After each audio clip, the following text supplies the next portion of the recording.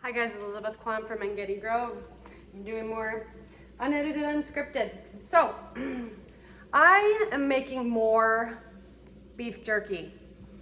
It was so yummy and my kids are flying through it, so I'm gonna make more. I got some beef on sale actually from Fairway, our local store here, and it was for like $4.99 a pound.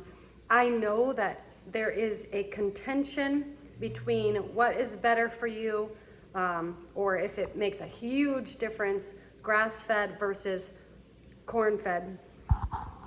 And that is something that I'm certain that grass-fed is much more nutritious for us. But people are still healing on the carnivore diet, even when they're just using non-grass-fed beef. Now they're not getting as much K2, I believe, in that fat. But they are getting, and K2 is so important for unclogging your arteries, but still, it seems like there's a lot of reversal of calcification in the body when they're consuming a lot more of that, going carnivore with grass-fed, corn-fed beef too.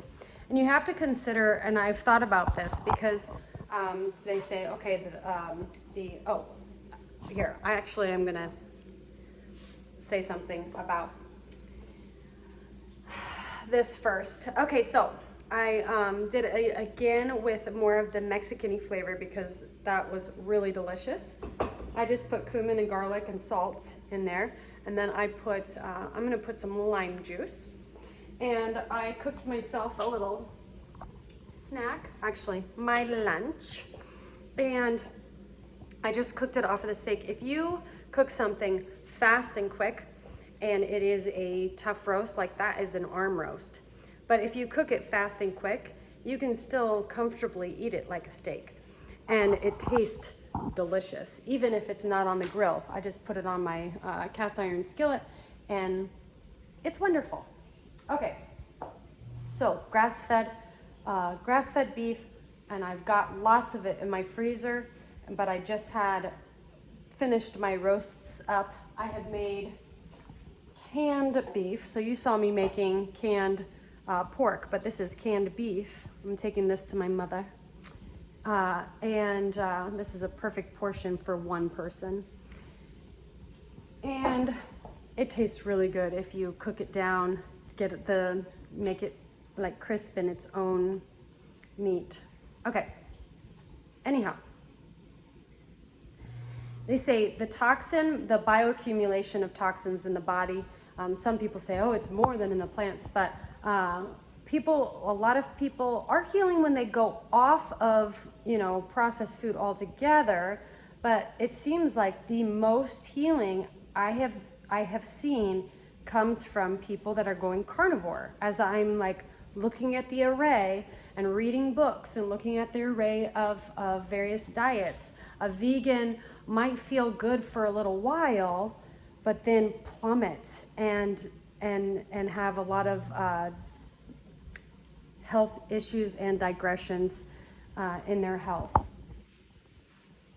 So, I mean, people can argue with that, but that's okay. But I don't think a lot of vegans are watching my channel unless they're wanting to make bad comments on my butchering videos. So, and you know what? I'm not going to cater just to what my listeners are thinking as to what I've experienced and known from what I've learned and physically have noticed, because animal fat has been one of my biggest healing properties that I have noticed a huge difference in emotional health and wellness and overall body hormones.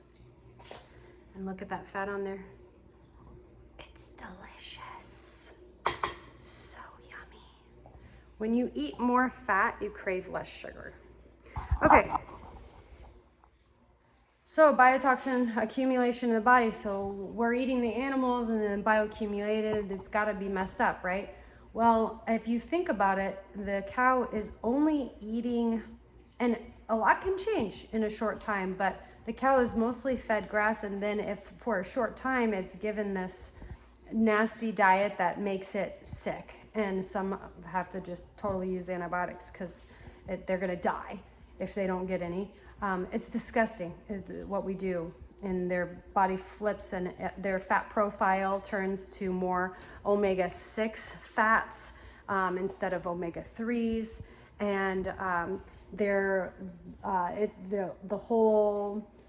rumen changes so that it can't even digest the hay that it's given. Basically, hay is just given basically at the end for roughage and not consumption of the vitamins and minerals, and even it's awful. It's awful. Okay, so we fatten these cows up, whack them up, and then we butcher them because, you know, that's for a short time. If you think about a human, it takes a lot of times, unless you're right out of the chute, getting antibiotics and all that stuff, and having things passed from the mother to the baby, or having nutritional deficiencies in the mom, creating issues with the baby. And it's crazy. Sorry, bunny trail. It's crazy that we don't equate our baby's health with our health and wellness and vitamins and minerals and deficiency or birth defects caused from mold toxins and all this stuff, and toxins and all of our environment. We just kind of just blow over that and just say, well, I mean, and this was a genetic issue or not, and we just don't know what caused it. Veterinarians are far more excelled, I feel, in this category. They're like, okay, this is the problem. Well, this is probably the nutritional deficiency that this is causing this, and blah, blah, blah, blah, blah. Anyway, I feel so, Anyway, okay, so moving on, and the bioaccumulation of the toxins and everything. I just feel like there's still less toxin because of the immune system of the animal. I still feel like there's still less toxins than you would find in a normal plant,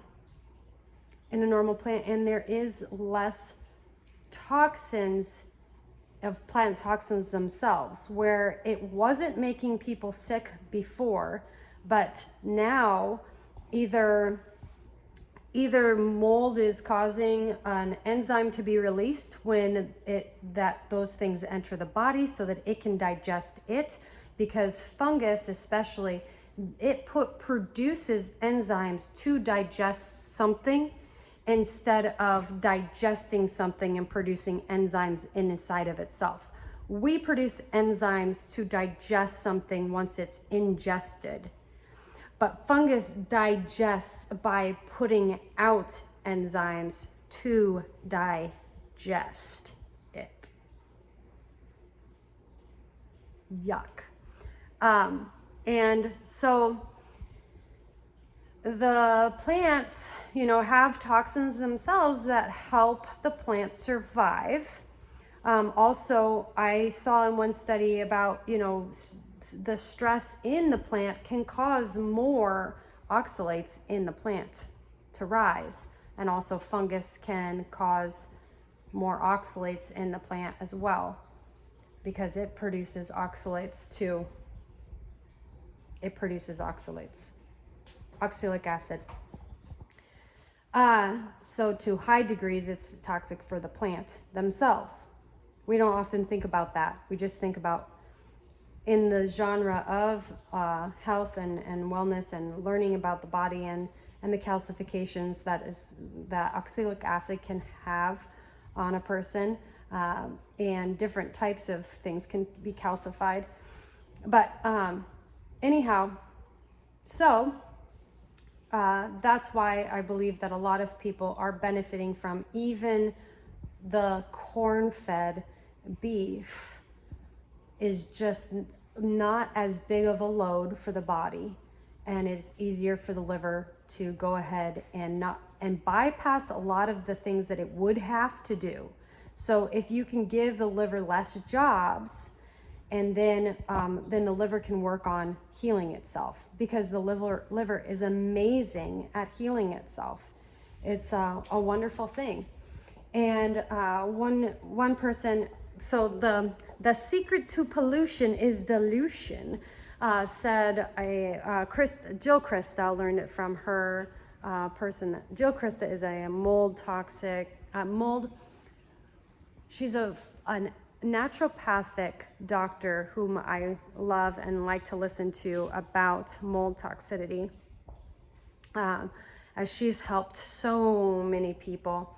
And she always says the secret to pollution is dilution. So you want to, if you have a fungal dominant body, which if you have any chronic issue is likely fungal, the secret to dilution is pollution. So you just eat a lot of fat and animal fat, and it will dilute that, and you would get a lot of the fat soluble nutrients, and get the junk out of your body. And limiting carbs, the refined carbs, it just feeds fungus. It loves to hide in the fat and eat the sugar. Hide in the fat and eat the sugar. And if we get lots of the fat soluble vitamins are also antifungal. And so, and it just helps the body and the immune system work appropriately. Your iodine and your boron help your innate immune system function properly, so you don't get as many autoimmune diseases. Because if your innate immune system, your adaptive immune system, if it's overreactive, if there's too much going on and your adaptive immune system is like going wonko crazy, help your innate immune system. You know, some people are so healthy with their innate immune system that they don't even have a reaction when they get a vaccine. They don't even make antibodies to the vaccine, a vaccine of any sort, because they just have this fantastic innate immune system that's taking care of the junk before it even becomes a huge issue in the body. And that's where we want to be. We want to support our innate immune system. So and everything goes slowly with fungus. It grows slowly and it gets killed slowly. You can start feeling better really fast though. So I encourage you guys to think of your chronic issues more as fungal issues. And then you see a lot of like, oh, but not antifungals. Like, oh, I don't want people to take antifungals, because that's not, a lot of those are fungal toxins, and they're just gonna put toxins in your body.